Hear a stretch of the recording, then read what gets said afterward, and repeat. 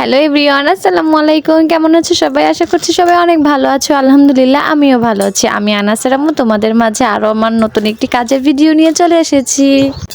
আশা রাখছি তোমরা শেষ পর্যন্ত আমার ভিডিওটা দেখবে। তাহলে চলো ভিডিওতে চলে যাওয়া যাক। দেখো এখানে না আমার খুব মন চাচ্ছিল মরিচ পেঁয়াজ দিয়ে একটু ঝাল ঝাল করে চাপড়া বানিয়ে খেতে। আচ্ছা, আমরা কিন্তু এটাকে চাপড়া বলি। তোমরা কে কোথা থেকে দেখছো ভিডিওটা আর তোমরা এটাকে কে কী বলো কমেন্টে জানিও প্লিজ।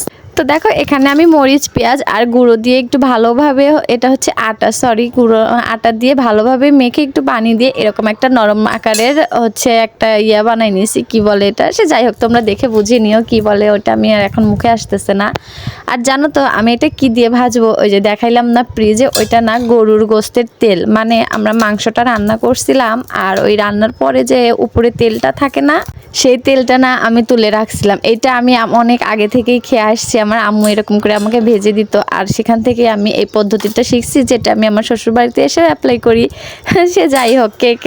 সে যাই হোক দেখো এখানে আমি হচ্ছে চাপড়াটা দিয়ে দিছি আর হচ্ছে এবার আমি উল্টা পাল্টা করে ভেজে নিয়ে এখানে আমি ওই গরুর মাংসের তেলটা দিয়ে নিব আর হচ্ছে সুন্দর করে একটু মুচমুচে করে ভেজে নিব।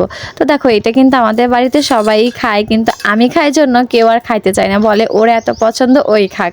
তো রাতের বেলা আমার এটা খুব খেতে মন চাচ্ছিল আর আমি শর্টকাট এটা বানিয়ে নিলাম আর সবার জন্য সাদা করে বানাই নিছি, ওদের আর কাউকে এই তেলটা দেইনি।